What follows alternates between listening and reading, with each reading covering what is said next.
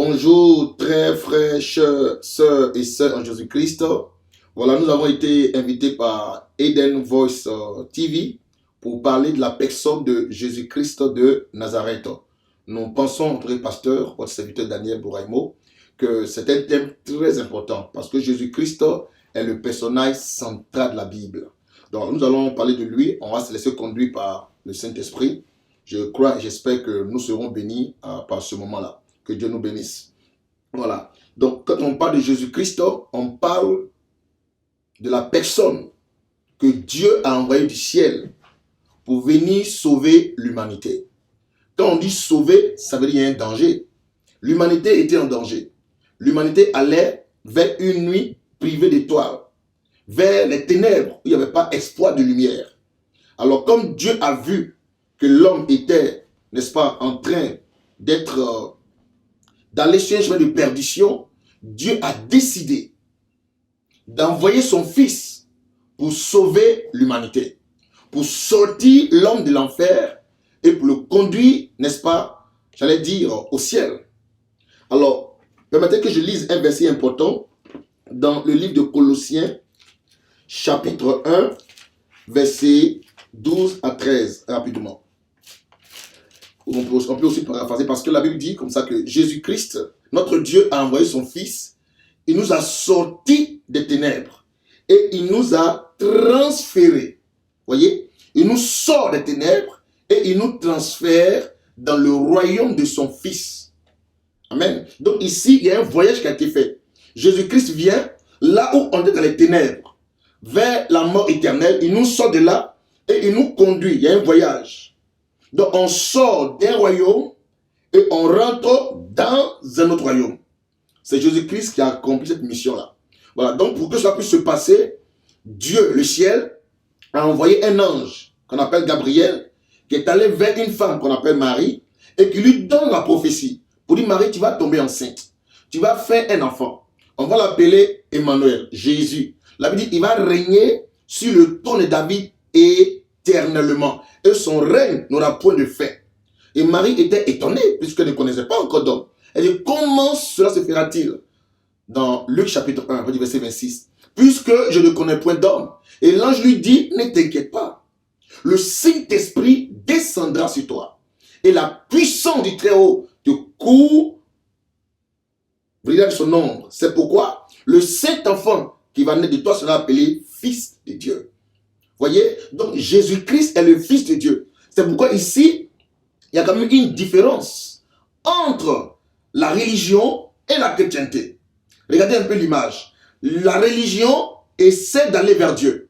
La religion essaie de découvrir Dieu. La religion essaie de savoir qui est Dieu, qu'est-ce qu'il fait, etc.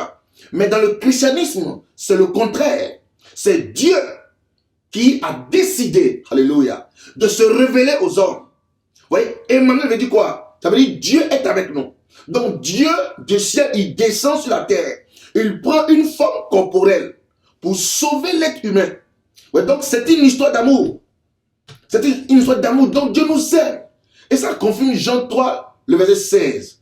Dieu a tant aimé le monde qu'il a donné son Fils unique afin que quiconque croit ne périsse point, mais qu'il ait la vie éternelle.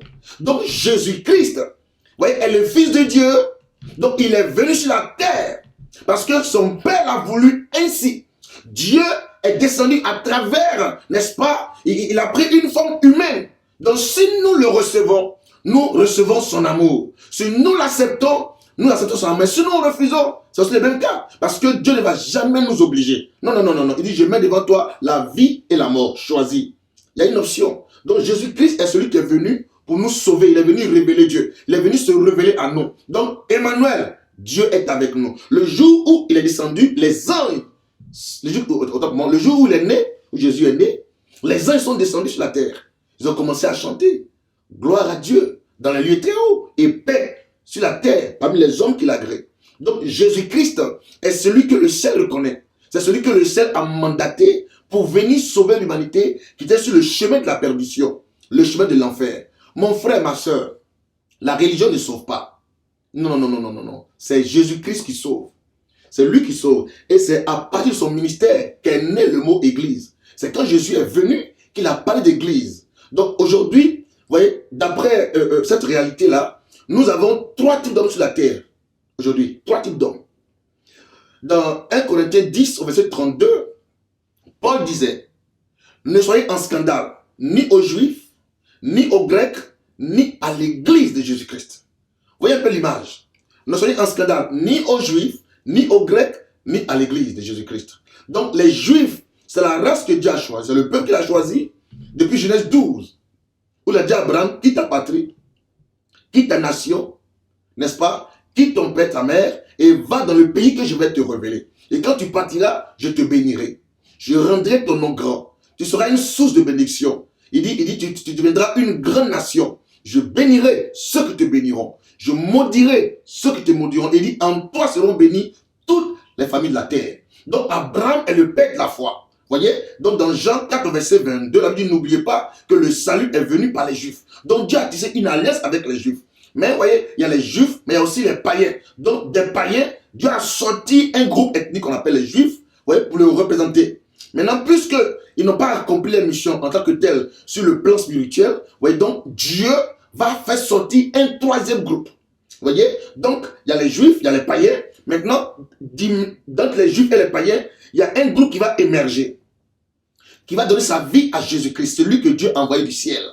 Donc, les Juifs, les païens, si vous voulez les Grecs, maintenant, l'église de Jésus-Christ. Donc, l'église, c'est l'ensemble des Juifs et des païens qui ont donné leur vie à Jésus-Christ. Donc, Jean a dit au chapitre 1, à tous ceux qui l'ont reçu, à tous ceux qui l'ont accepté, la parole faite chair, avec quoi? Leur a donné le pouvoir de devenir enfant de Dieu. Donc, on devient enfant de Dieu quand on donne notre vie à Jésus-Christ. Vous voyez, donc il est tellement important. Donc, l'église, quand on va à l'église, ce n'est pas seulement pour avoir un travail, pour être riche, c'est important. Mais le plus important, c'est Matthieu 6, 33. Cherchez premièrement, regardez le mot premièrement. Cherchez premièrement le royaume de Dieu et sa justice. Ça veut dire être actif, participer à ce royaume-là, investir, faire tout ce qu'on peut faire pour promouvoir ce royaume. Cherchez premièrement le royaume de Dieu et les autres choses. Ce qu'on veut, c'est quoi? Ce qu'on veut, c'est une maison, une voiture, tout ce qu'on veut comme sur la terre, ils seront ajoutés par-dessus.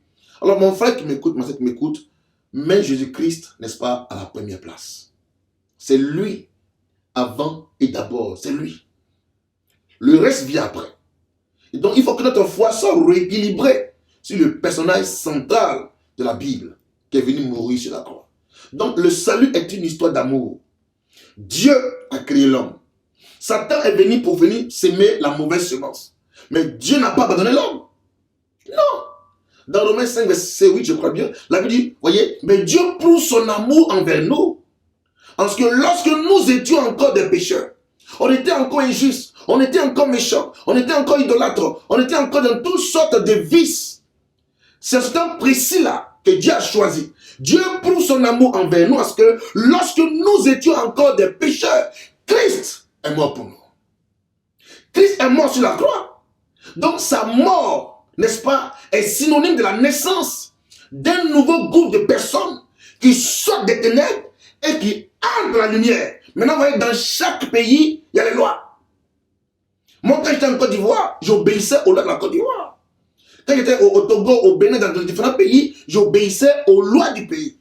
Et ici, aux États-Unis, quand vous venez, vous obéissez aux lois des États-Unis. Encore pire, dans chaque État, il y a encore des lois qu'il faut respecter. Donc, quand tu viens à Jésus-Christ, là, vous voyez, dans le royaume de Dieu, il y a aussi des lois qu'on doit respecter. Tu peux ne pas voir ce royaume-là, mais il y a un royaume au-dessus de la tête.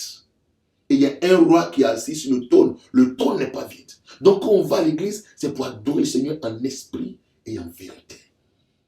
Jésus-Christ, c'est lui qui est le maître de l'église, le chef suprême de l'église. Donc quand on va à l'église, quand on dit église, c'est quoi? Église n'est pas le bâtiment, église c'est toi, c'est moi.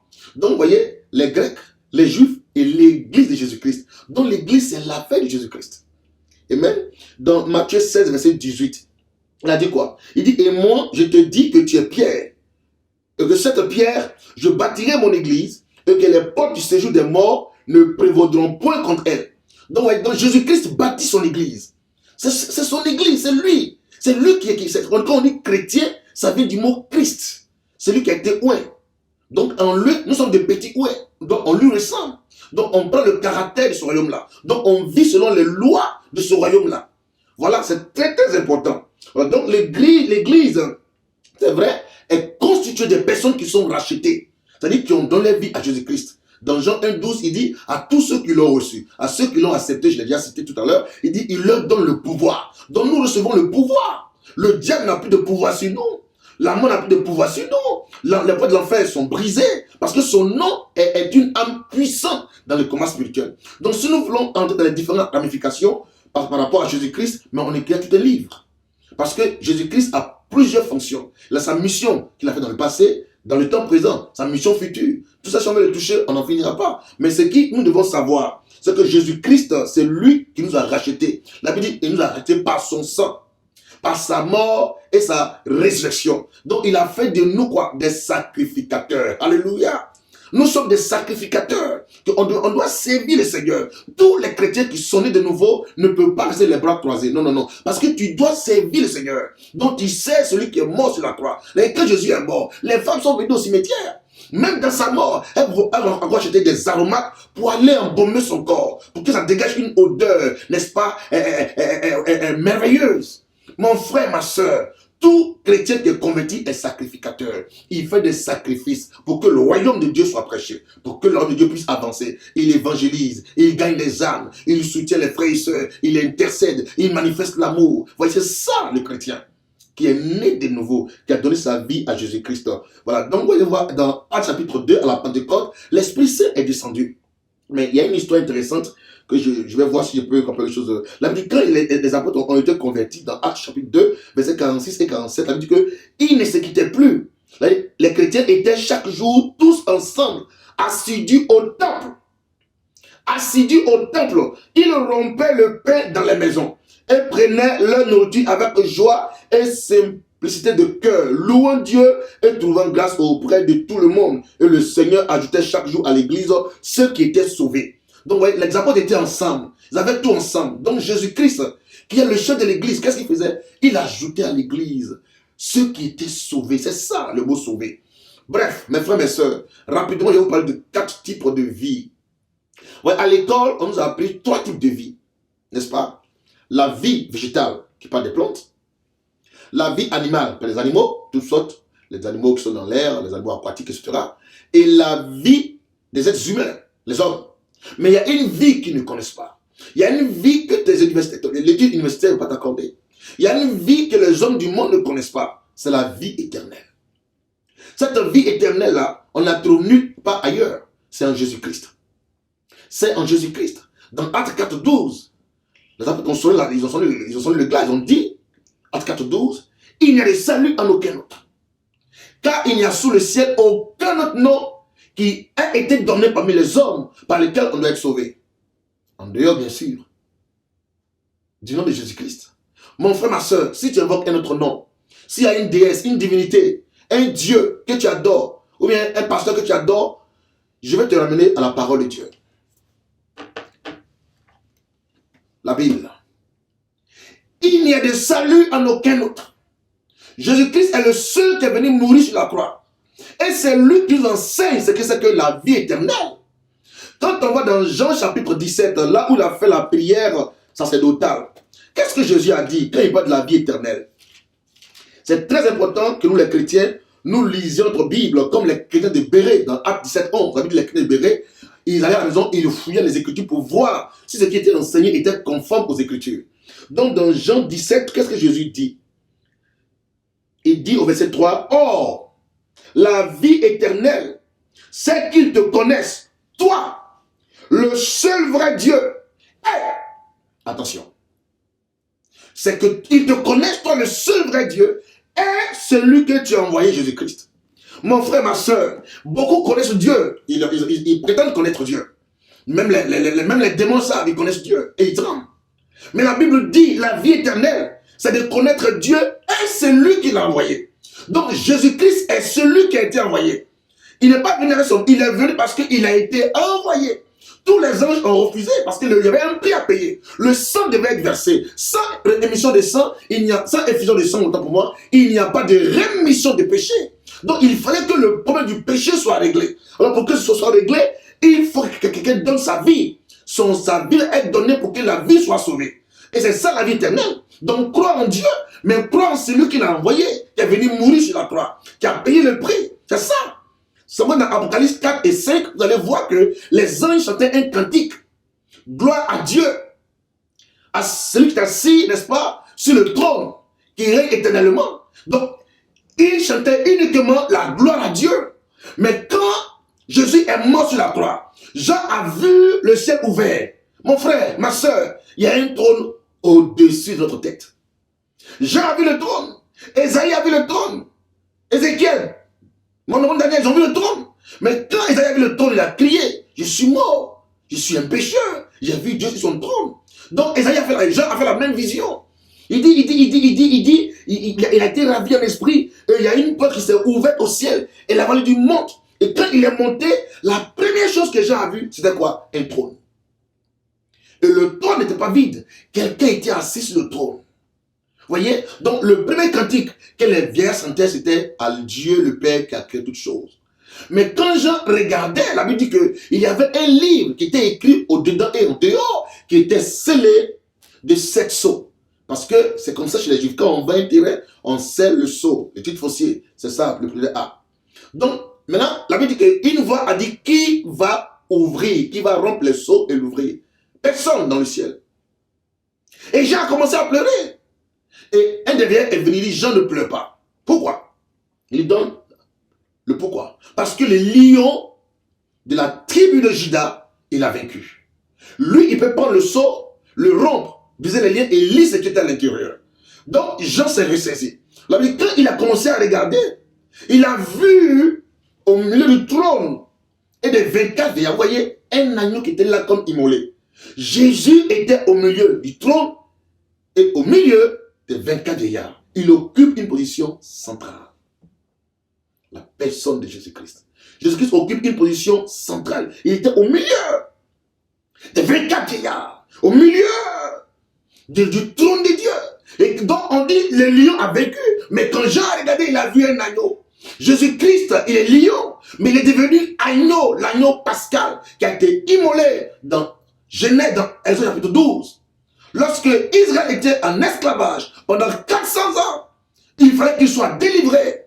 Et le sang devait être versé, puisque Pharaon était en train d'opposer une opposition farouche. Il y a eu plusieurs plaies, et la 10e plaie était la mort des premiers-nés. Et Dieu a dit, mettez le sang sur les linteaux de votre porte. Et quand l'ange de mort viendra, le sang lui servira de signe. Quand il verra le sang, il passera par-dessus votre maison. Vous voyez, dans le monde spirituel, on était aussi esclaves. On n'avait pas la vie éternelle, on était perdus. Alors Dieu envoie son fils. Jésus-Christ est l'agneau qui a été immolé. Donc dans Jean 1 au verset 29, Jean a dit, je ne le connaissais pas. Je ne l'ai jamais vu. Mais c'est lui qui m'a envoyé a dit, c'est lui qui descendra l'esprit, c'est lui qui est le Messie. Il dit, oh, voici qui, l'agneau de Dieu qui ôte, qui enlève le péché de l'humanité, le péché du monde. Jésus-Christ est venu enlever notre péché. Voyez, donc il enlève nos péchés et il nous rachète, il nous délivre. Il fait de nous des enfants de Dieu. Donc quand Jean a vu l'agneau, Jean était édifié. Jean était béni. Jean était content parce que l'agneau était là comme immolé. Alors, qu'est-ce qui va se passer? Puisque maintenant, l'agneau qui était là comme immolé, il a rempli toutes les conditions qui étaient requises pour que l'homme soit sauvé, pour que l'homme revienne à la foi en Christ, en Dieu. Alors l'agneau a pu prendre le livre, alléluia, qui était dans la main droite de celui qui était sur le trône. Alors qu'est-ce qui a suivi? La Bible dit, les 24 vieillards dans Apocalypse 5 au verset 9 ont chanté un cantique nouveau. Oui, les 24 vieillards ont chanté un cantique nouveau. Puisque dans Apocalypse 4, vous pouvez le lire après, ils chantaient seulement à la gloire de celui qui était le Créateur, n'est-ce pas? Celui qui a tout créé. Et c'est ce qu'il disait.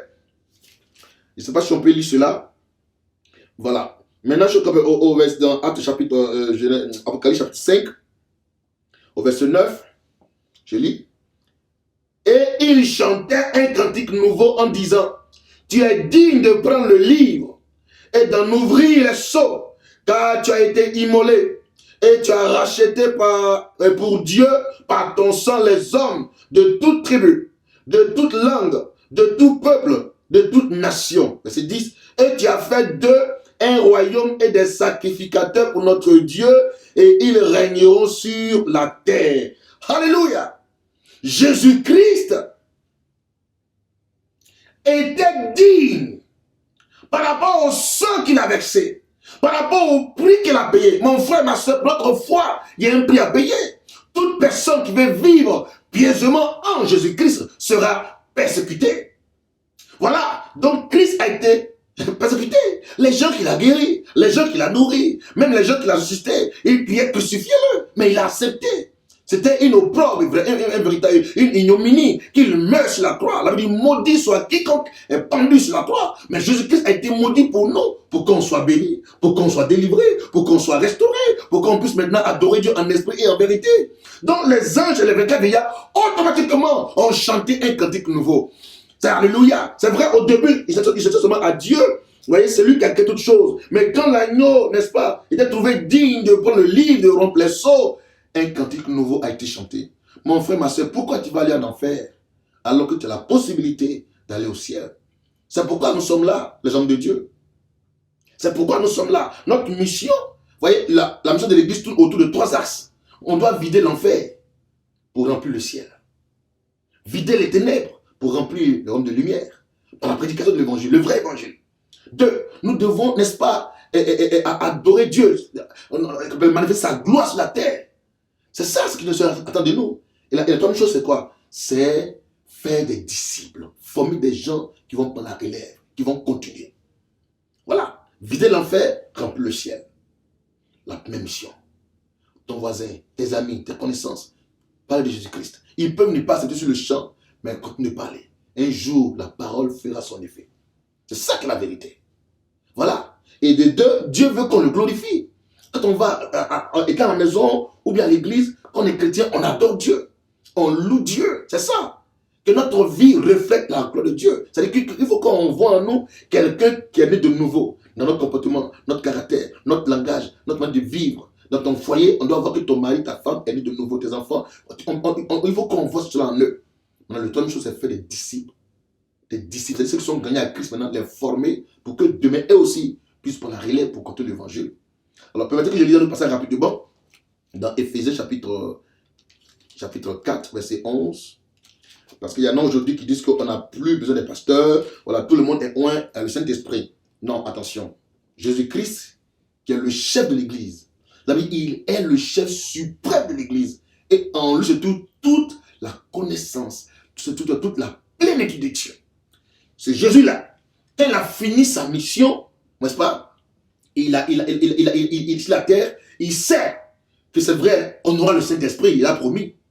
Il a promis cela. Mais il a donné une parole qui est très importante dans Éphésiens chapitre 4, verset 11.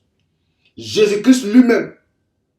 Commençons au verset 7 pour pouvoir bien comprendre. Mais à chacun de nous, la grâce a été donnée selon la mesure du don de Christ. Donc Dieu donne la grâce selon la mesure du don de Christ. Il y a une mesure. On n'a pas les mêmes grâces. Il y a une mesure. Quand on parle de mesure, c'est qu'il y a une quantité. Voilà. Maintenant, il dit, au verset 8, c'est pourquoi il est dit, étant monté dans les hauteurs, il a amené les captifs et il a fait des dons aux hommes. Jésus étant monté, n'est-ce pas, nous a délivrés. Mais il y a les gens qui l'ont pris comme des captifs pour faire des dons à l'humanité. Là, il dit maintenant au verset 9, or, qu'est-ce que signifie il est monté? Sinon qu'il est aussi descendu. Amen. Dans les régions inférieures de la terre. Verset 10, c'est lui qui est descendu est le même qui est monté au ciel, au-dessus des cieux, afin de remplir toutes choses. Donc Jésus était descendu, c'est encore lui qui est remonté. Il n'y a pas un autre nom. Il n'y en a pas, c'est lui seul.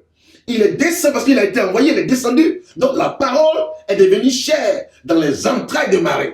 Et quand sa mission est finie, il est remonté au ciel. Mais en partant, la Bible dit quoi? Et il a donné Jésus-Christ. Celui mort sur la croix. Jésus-Christ, le Fils du Dieu vivant. Jésus-Christ, la parole faite chair. Il a donné les uns comme apôtres, les autres comme prophètes, évangélistes, pasteurs, docteurs, il dit pour le perfectionnement des saints en vue de l'œuvre du ministère. Alléluia. Et de l'édification du corps de Christ. Ouais, il a donné, donc il a pris quelque chose de toi. Donc un Christ, il a donné les apôtres, les prophètes, les évangélistes, les pasteurs, docteurs ou enseignants. Il dit quoi? Il dit pour le perfectionnement des saints.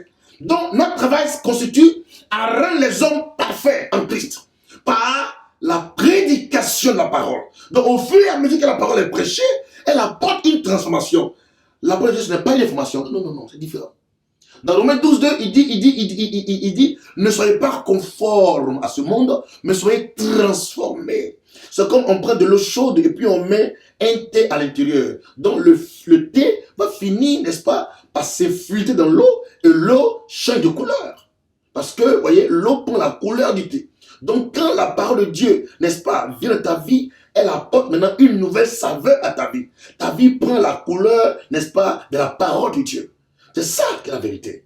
Vous voyez? Donc Christ a donné les hommes de Dieu, il dit pour le perfectionnement des saints. Maintenant, quand un saint devient parfait en Jésus-Christ, qu'est-ce qu'il fait? Il dit en vue de l'œuvre du ministère et de l'édification du corps de Christ. C'est ça. C'est ça qui est important. Aujourd'hui, on est là parce qu'il y a quelqu'un qui a reçu une vision, n'est-ce pas? Eden Voice TV, pour que la parole soit prêchée, pour que la parole soit dispensée, pour que Jésus-Christ soit, n'est-ce pas, sur les ondes, pour que les gens dans tout le monde entier, en Afrique, en Asie, Australie, Europe, etc., qui parlent français, puissent écouter ce message, être édifiés, être délivrés. Mon frère, ma soeur, c'est ça la mission de Jésus-Christ. Il est venu sauver l'humanité. Donc aujourd'hui, Jésus-Christ est monté au ciel. Et Jésus-Christ, il est là à travers les hommes et les femmes de Dieu. N'attends pas qu'il vienne se révéler à toi en songe, en vision. Il est déjà là. Pour bénir Corneille, il dit, allez chercher Pierre. Un an, il s'est révélé à Corneille, il dit, mais allez chercher Pierre. Quand Lazare était mort, le riche est allé, n'est-ce pas, en enfer, Lazare au paradis, parce que Lazare a donné sa vie à Jésus-Christ. Tu m'écoutes, donne ta vie au Seigneur. Fais la paix avec le Seigneur, n'est-ce pas? Ce que tu peux faire pour faire avancer le royaume, il faut le faire. Dans ta force, ton intelligence, ta maison, ce que tu as comme bien, pour faire avancer le Dieu, il faut le faire. Parce que tu auras des récompenses. Jésus-Christ va te récompenser. Il va te récompenser. Il va te récompenser. Donc mon frère, ma soeur, tu peux être à la maison, tu peux être au volant, partout où tu es. Tu peux marquer une pause maintenant pour faire la paix avec Dieu. La Bible dit quoi? Il dit que votre cœur ne soit pas endurci. Que votre cœur ne soit pas endurci. Comme vos pères l'ont fait à Mériba, ils m'ont tenté. Leur cœur était endurci. Donc aujourd'hui, Jésus-Christ est venu vers toi. Il est venu vers toi, tu l'entends, tu le vois par ses serviteurs. Ne dis pas demain. Non, non, non. Dans Proverbe 27, il dit, il ne faut pas te vanter du passé, tu ne sais pas ce que demain sera. Mais aujourd'hui, tu as l'occasion, tu as l'opportunité de faire la paix avec le Seigneur. Donc, on croit dans le cœur pour être justifié et on confesse de la bouche pour être sauvé. Donc, si tu peux faire cette prière avec moi, Seigneur Jésus-Christ, moi, Daniel, je te donne ma vie.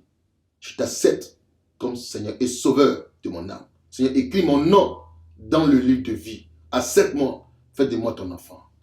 Amen.